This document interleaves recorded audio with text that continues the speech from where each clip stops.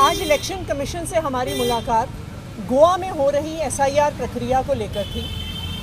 गोवा में एसआईआर की प्रक्रिया की शुरुआत हुई है। 9 दिसंबर को ड्राफ्ट रोल निकलना है, लेकिन हमारे लिए एक बहुत चिंता का विषय है कि गोवा में इस समय ज़िला पंचायत का चुनाव चल रहा है। 13 दिसंबर को ज़िला पंचायत का चुनाव है। आज उसकी रिजर्वेशन की घोषणा हुई है। 2 से 3 दिन में आचार संहिता ज़िला पंचायत के चुनाव की लग जाएगी। स्वाभाविक बात है कि जब चुनाव चल रहा है तो सारी पॉलिटिकल पार्टीज़ की मशीनरी इलेक्शन प्रोसेस में इन्वॉल्व होंगी, कैंपेन में इन्वॉल्व होंगी।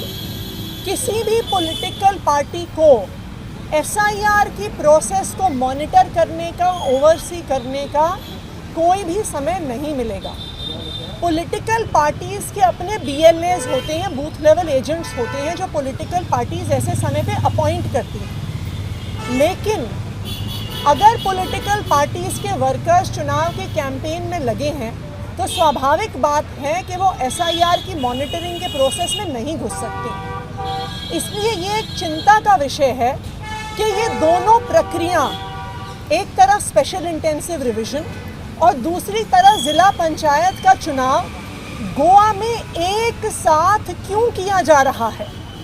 ज़िला पंचायत का चुनाव 3 हफ्ते बाद हो सकता था, एसआईआर की प्रक्रिया 3 हफ्ते के बाद शुरू हो सकती थी, लेकिन ऐसी क्या अर्जेंसी आ गई कि एसआईआर की प्रक्रिया और ज़िला पंचायत के चुनाव को बिल्कुल एक समय पे, बिल्कुल एक इलेक्शन मशीनरी के साथ गोवा में ऐसी हबड़ा तबड़ी के साथ किया जा रहा है। इस मुद्दे को लेकर हम इलेक्शन कमीशन के पास गए थे। दूसरा एक महत्वपूर्ण मुद्दा है कि जो एसआईआर अब 12 स्टेट्स में शुरू हुई है, इंक्लूडिंग जो गोवा में एसआईआर चल रही है, इलेक्शन कमीशन ने एक बहुत डिटेल्ड प्रोसेस बनाया है कि अगर गलत तरीके से ड्राफ्ट इलेक्टोरल रोल में किसी का नाम आ जाए तो अगर कोई रॉन्गली इंक्लूडेड है, उनको नोटिस भेजा जाएगा, पूरी जांच होगी, उन्हें क्या कागज़ जमा करने हैं। लेकिन कोई भी व्यक्ति जिसका नाम ड्राफ्ट इलेक्टोरल रोल से एक्सक्लूड हो जाता है, जिसका ड्राफ्ट इलेक्टोरल रोल में नाम नहीं आता, उसके किसी भी रिकोर्स के बारे में एसआईआर के सर्कुलर्स में चर्चा नहीं है। उस व्यक्ति को फिर से नए वोटर के तौर पे ही इनरोल करने की प्रक्रिया शुरू करनी है। अब मैं एक वोटर हूँ, मैंने पिछले चुनाव में लोकसभा में वोट डाला, मैंने ज़िला पंचायत के चुनाव में वोट डाला, मुझे पता कैसे चलेगा कि ड्राफ्ट इलेक्टोरल रोल में मेरा नाम ही नहीं आया है।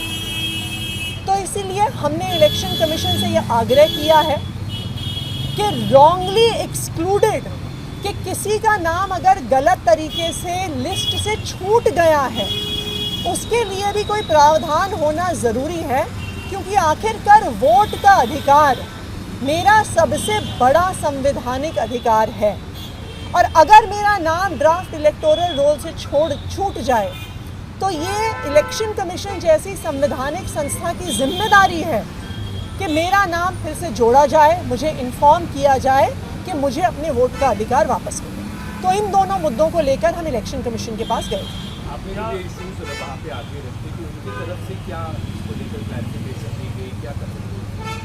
इन पे काफ़ी चर्चा हुई, पर इस बात का संतुष्टिजनक जवाब नहीं मिला कि गोवा में दोनों प्रक्रिया एक साथ करने की क्या ज़रूरत थी। क्यों BLAs की, क्यों पॉलिटिकल पार्टीज़ की निगरानी में एसआईआर की प्रोसेस नहीं हो रही। 13 दिसंबर को ज़िला पंचायत का चुनाव है, 14 दिसंबर से एसआईआर शुरू हो सकता था। ऐसी क्या जल्दी है? ऐसा तो नहीं है कि गोवा का जो असेंबली इलेक्शन है वो तो फरवरी 2027 में है। तो ऐसी क्या हड़बड़ी आन पड़ी कि ज़िला पंचायत के चुनाव के साथ साथ ही एसआईआर करनी पड़ी। हमें इस बात से चिंता है कि ये दोनों प्रक्रिया एक साथ चल रही हैं। हमें इस बात की चिंता है कि दोनों प्रक्रिया एक साथ चलने की वजह से पर्याप्त निगरानी में एसआईआर नहीं होगा। और हम आम आदमी पार्टी के तौर पे एक बार जब ड्राफ्ट इलेक्टोरल रोल आएगा तो हम भी अपने तौर पे इस पर प्रॉपर शिनाख्त करेंगे कि लोगों का नाम गलत तरीके से काटा था। Thank you.